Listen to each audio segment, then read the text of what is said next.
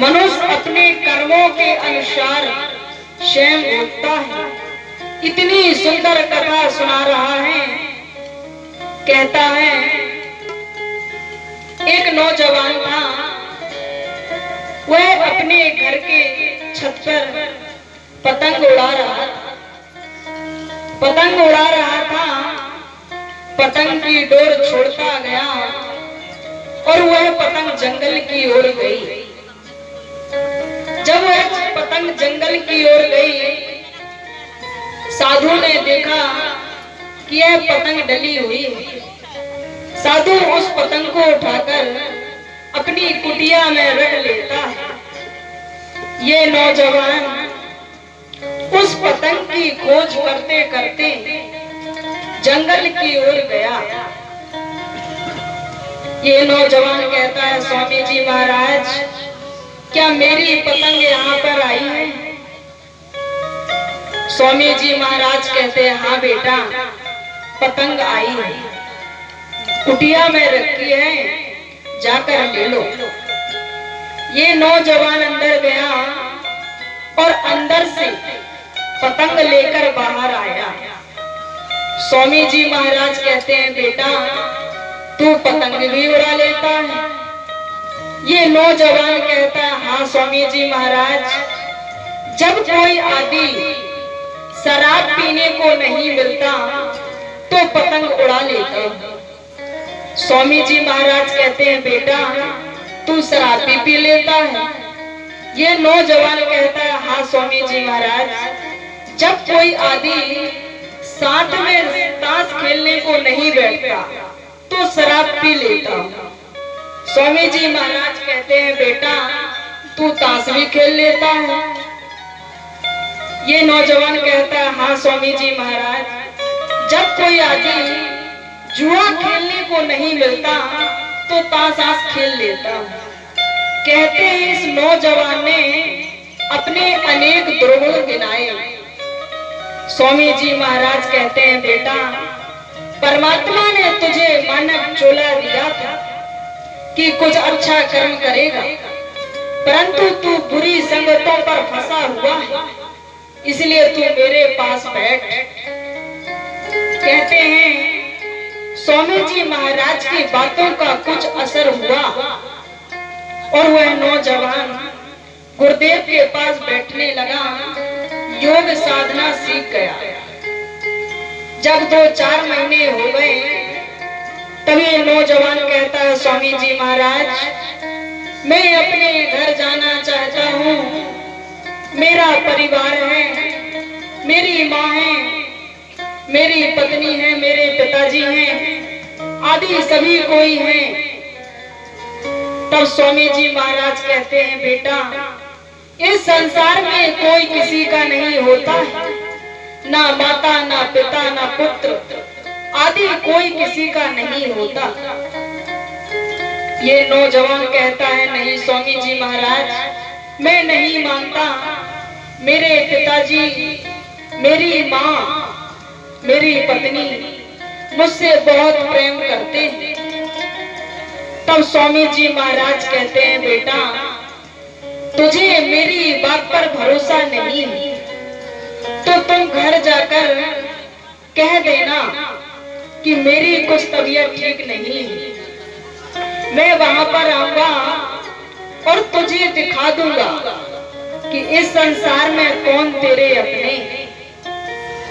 ये नौजवान घर गया, माँ खुश हुई, पत्नी खुश हुई। माँ ने कहा, बेटा भोजन कर लो। ये नौजवान कहता है, नहीं माँ, मैं आज भोजन नहीं करूंगा, मेरी कुछ तबीयत ठीक नहीं है। माँ ने कहा, बेटा कुछ तो खा लो। ये नौजवान कहता है, नहीं माँ, आज मैं भोजन नहीं करूंगा। और यह भी कह दिया कि यदि मेरी तबीयत कुछ ज्यादा खराब हो जाए तो डॉक्टर को मत बुलाना, नजदीक में मेरे गुरुजी रहते हैं, आप उन्हें बुला लाना। इतना कहकर ये नौजवान जाता है और 4 पाई में एक चादर ओढ़कर सो जाता। थोड़ी देर बाद पत्नी गई, पत्नी जगाने के लिए गई। पत्नी ने जैसे ही हाथ पकड़ा, योग साधना जानता था जिससे उसने अपने प्राणों को खींच लिया। पत्नी ने जैसे ही हाथ पकड़ा, हाथ नीचे गिर गया। पत्नी जोर जोर से रोने लगी कि देखो ना माँ, इन्हें क्या हो गया। सारे परिवार वाले रोने लगे, पड़ोसी लोग इकट्ठा हो गए। रोते रोते माँ ने कहा, सुनो, मेरे बेटे ने कहा था कि यदि मुझे कुछ हो जाए तो डॉक्टर को मत बुलाना, नजदीक में इनके गुरुजी, उन्हें बुला लाओ। कहते हैं माँ के कहने से कुछ लोग गए और गुरुजी को बुलाकर लाए।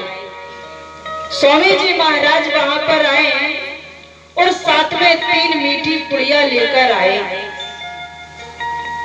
स्वामी जी महाराज उसके पिता से कहते हैं, देखो तुम्हारा बेटा तो इस संसार से चला गया, परंतु मैं ऐसी विद्या जानता हूँ कि तुम इस पुड़िया को खा लोगे तो तुम मर जाओगे, परंतु तुम्हारा बेटा जीवित हो जाएगा। पिता कहता है, देख लो स्वामी जी महाराज, मेरी अवस्था क्या है, देख लीजिए पंचांग पत्र में। यदि मेरे कोई और बेटे हो तो ऐसी कोई जरूरी बात नहीं है। माँ से कहा तुम ही खा लो, तुम्हारा तो बेटा है। माँ ने भी कह दिया कि स्वामी जी महाराज देख लो मेरी अवस्था क्या है, अभी कोई जल्दी नहीं है मरने की। कहते हैं जब पड़ोसियों की तरफ चले तो पड़ोसी लोग भी उठकर जाने लगे।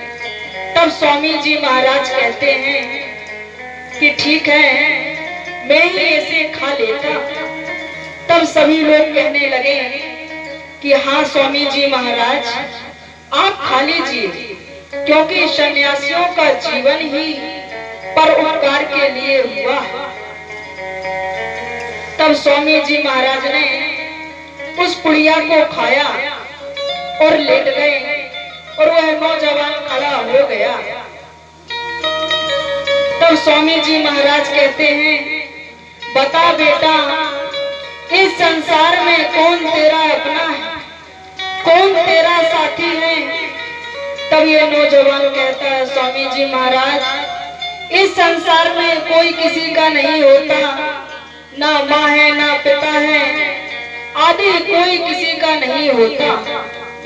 इसीलिए यदि इस संसार में जन्म मिला है तो भगवान का भजन करें। इस संसार में जन्म मिला है तो किसी का मोह न करके उस परम पिता परमात्मा की भक्ति किया करें। कहते हैं